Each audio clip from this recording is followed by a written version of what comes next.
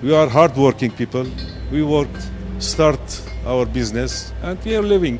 Jakob Najarian, a muscular 64-year-old, originally from Aleppo, shapes metal into tools at his echoing workshop in David Bek Street, in the eastern part of Yerevan.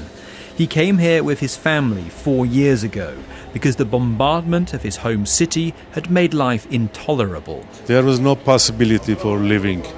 There was danger. Every moment we were afraid of bombs, mortars. Jakob is one of 22,000 Syrians of Armenian descent who've arrived in the Armenian Republic since the start of the Syrian conflict. In a way, it's a new chapter in a long, cruel story of displacement. Thousands of Armenians fled to Aleppo after the infamous death marches and massacres of the Armenians of Anatolia in 1915.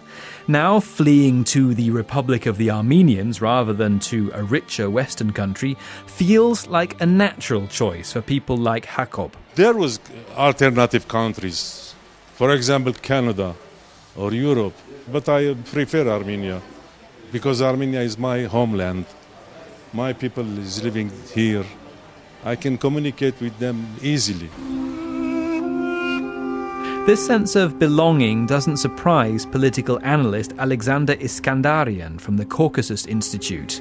The history of the modern independent state of Armenia goes back just 30 years, and yet the history of a distinct Armenian culture goes back over 2.5 millennia to the time of the ancient Greeks. The political identity is still new. It's something new. For a long time, more than 600 years, we didn't have state. But cultural, ethnic identity, it's very strong.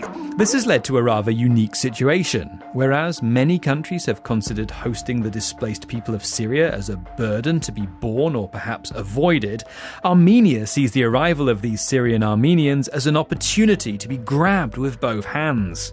Shombi Sharp, the United Nations resident coordinator to Armenia, explains. The population and the government is very concerned with population loss due to emigration. So when you have a population coming who are ethnic Armenian, who can kind of relatively easily integrate in society, that's a blessing. Lucina Stepanyan of the Armenian branch of the NGO Caritas takes the example of taxi drivers to illustrate this spirit of open-armed welcome. I would say that all Armenians accepted Syrian Armenians very well.